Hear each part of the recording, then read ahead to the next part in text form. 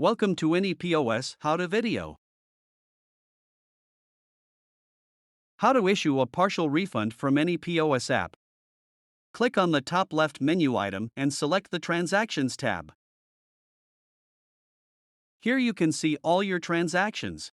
Click on the order you wish to refund. Click on the Refund button on bottom left next to Home button. Select Partial Refund option and remove the items you wish to remove from order. Click Confirm and a partial refund invoice will be generated.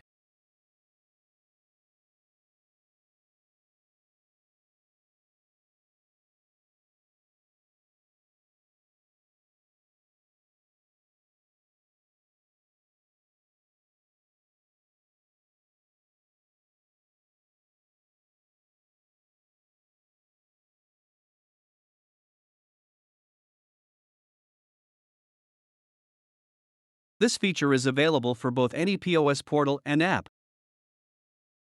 Thank you for watching.